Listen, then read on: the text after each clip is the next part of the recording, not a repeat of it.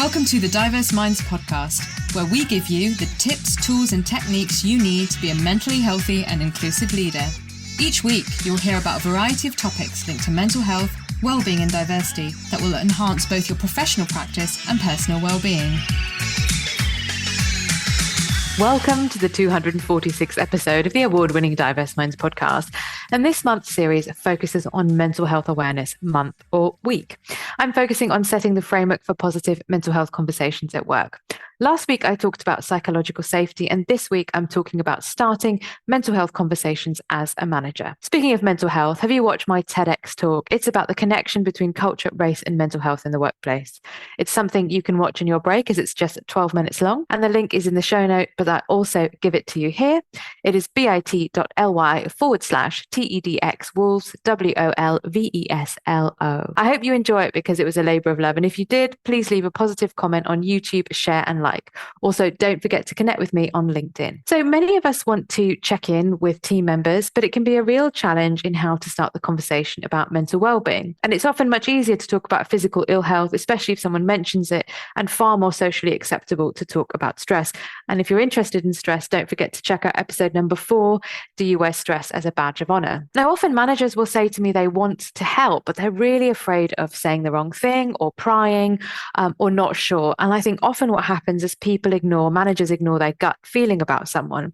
And this, in effect, acts as a barrier and stops staff or team members coming forward and getting the support they require. There's so much talk about mental health, particularly in the last 10 years, but in actual fact, when I look at surveys and evidence, there isn't that much training specifically given to line managers.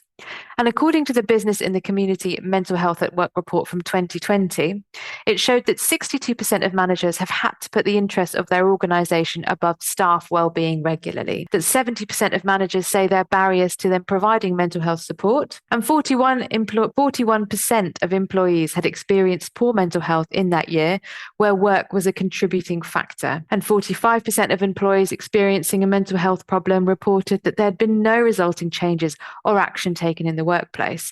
And I think this is still a really big issue, despite the fact that these stats are 4 years old. And only 11% of managers at the time in the UK had received training on understanding workplace stresses. Now, this is interesting, isn't it? Given the number of companies and people and information out there, how low that number is. And Mental Health First England published data in March 2023 that revealed 33% of managers feel out of their depth supporting their team with mental health concerns. And this rose to 45% for managers aged under 25. And this comes at a time where 74% of managers are concerned about their team's mental health. So significant amount, 3/4 of managers almost, due to the cost of living crisis, which of course is still going. And 23% of people with management responsibilities stated in the Mental Health First England data that they were very worried about the impact of the squeeze on living standards on employee well-being. So with all this going on, there really hasn't been a shift, has there? Plus we've got the information, plus we've got lots of training provided. And I do still stand by the fact that I think there is too much of a culture as here is an app, get on with it and shut up. Of course, it's not expressed that way. And an app can be really useful as part of a package, but it's not the only answer. So I'd like you to just have a think about 3 questions or 3 things to consider when you're preparing to support someone. And this isn't the whole answer, but I think it can be quite a helpful thing to do. So firstly, who do you go for support, particularly when things are difficult? Secondly, what makes that person easy to talk to? Can you put your finger on why you go to them? And how might you create some of these aspects to make yourself more approachable in the workplace as a line manager? So this is not about being a counselor. It's not about being in loco parentis. It's not about trying to solve things for someone, but it is think about the approachability bit to start the conversation, not to solve it, not to find all the solutions. So let me say those again. Who do you go to for support? What makes that person easy to talk to? And how might you create certain elements of this to make yourself approachable in the line manager role? So I really hope you're enjoying the content of my podcast and you want to keep up to date. Then why not join my newsletter? When you join my mailing list, you'll receive a copy of my white paper on inclusive language and mental health. And that link is bit.ly/ILMHCK. So I hope you had a think about those questions and maybe some of the answers have surprised you, but probably likely that you go to someone for support that you know and trust, and you know and trust them, maybe because they are connected with you in some way in terms of being a family connection, but it's probably also because that person listens to you uninterrupted and holds space for you. And this is a really, really key thing. So you might also be thinking, well, before I do any of that, how do I even know there's an issue? Or, maybe there's an inkling or I have a sense, but I can't really put my finger on it. And in essence, it's any kind of change in behavior. Now, this can be really tricky to spot in an online environment or if you don't see someone very often and it's hybrid. You also might have new members of staff and you think, well, I don't know what the benchline behavior is. So how would I even notice any change? And that's a really fair point. And I think this is another aspect of why these conversations are super tricky. But here are some signs that you might see. So in terms of emotional, there might be low mood. Of course, people can be quiet, they can be reserved, but a low mood. Someone might mention they're feeling overwhelmed. There might be social withdrawal. And again, that's much easier to spot when you know someone. A sense of helplessness or hopelessness. I'm never going to get through this work. It's never going to end. Moodiness, anger, or irritability. In terms of behavioral symptoms, there might be increase or loss of appetite. Now, that could result in weight loss or weight gain, and that's not what is to be focused on. But we might think, this is interesting, and how could I just check in and have a conversation to see how someone is? It could be that someone's sleeping too little or too much, so they might look very exhausted.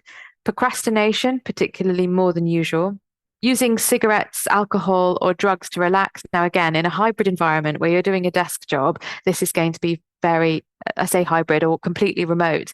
This is going to be very, very difficult to spot. Clearly, if someone is coming in and they're smelling a particular way or their breath is very much has an alcohol vapor to it, if you like, then and there's a risk to health and safety, that's much, much easier to spot.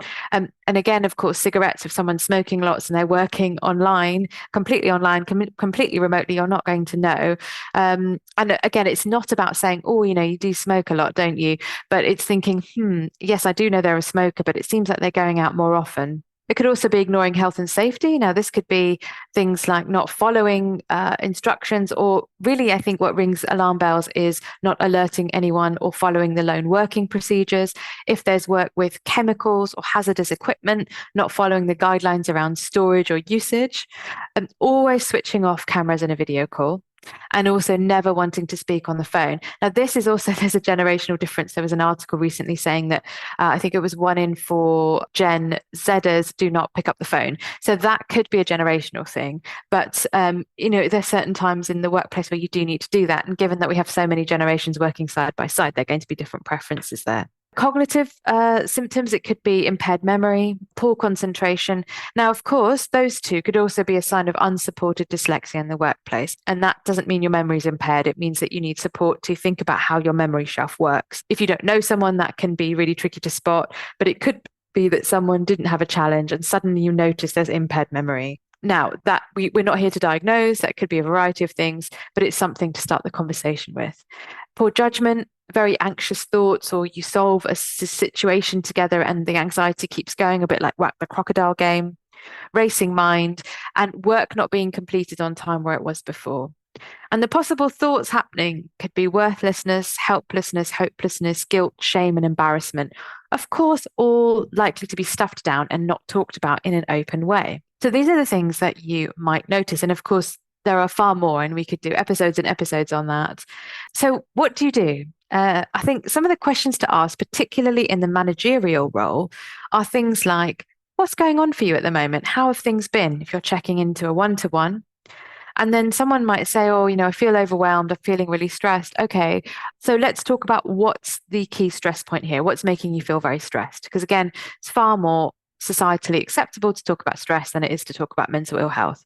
And then you can ask the question, have you felt like this before? And yes, it's a closed question, but someone's going to say yes, no. If you have felt like this before, what's helped you in the past, or what's helped you when you have felt like this before?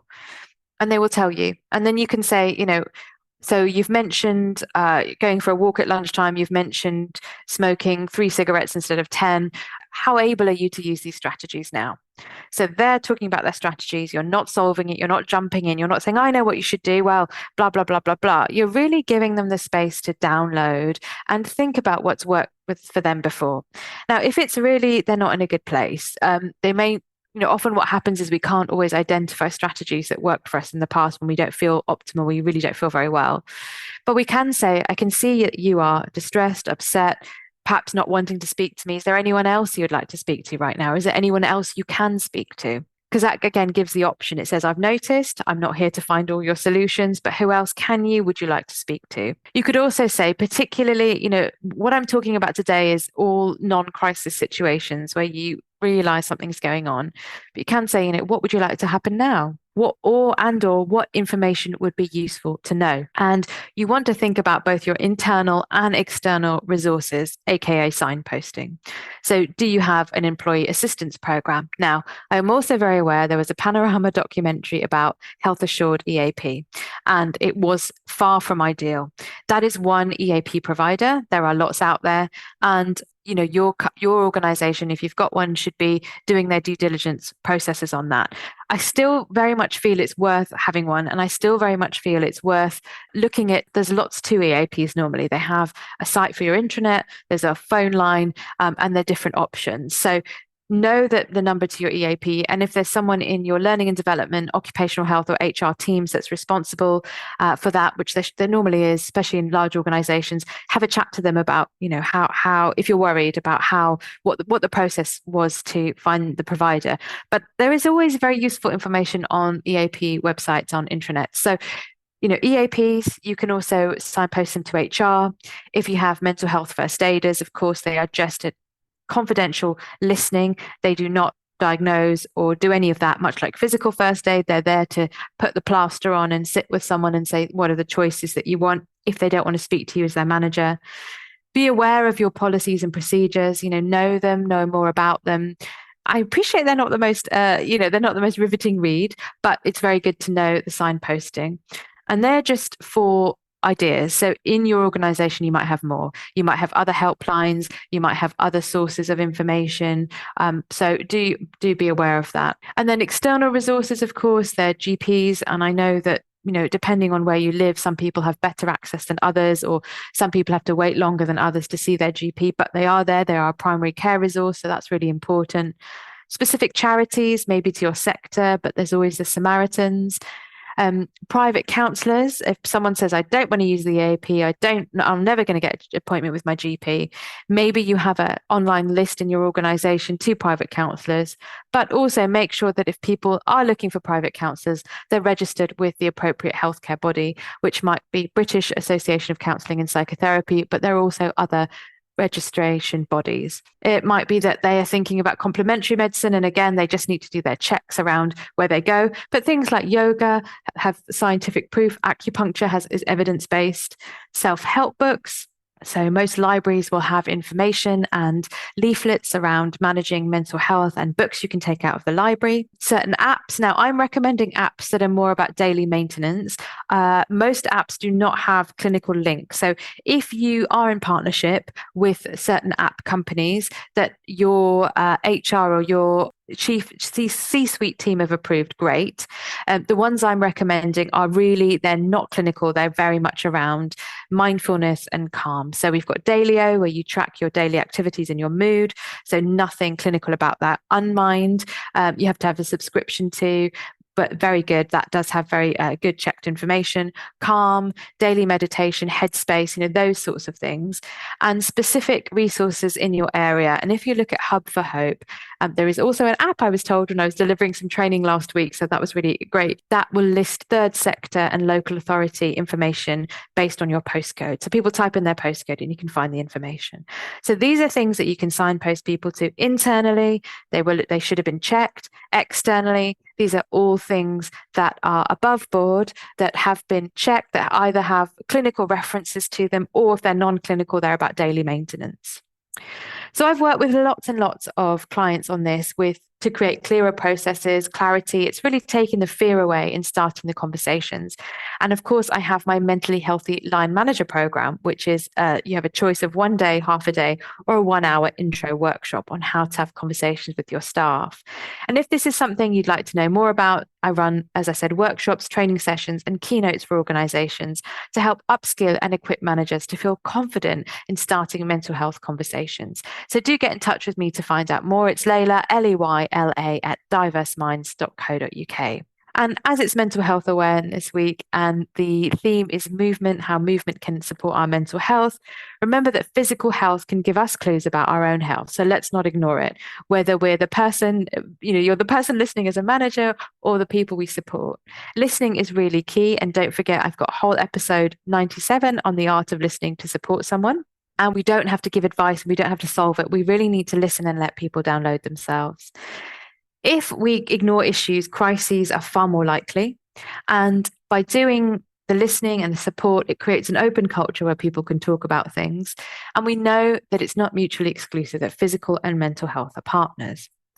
So in essence, we can listen actively, ask open questions. We don't have to provide all the answers. We can provide reassurance, option, and other information.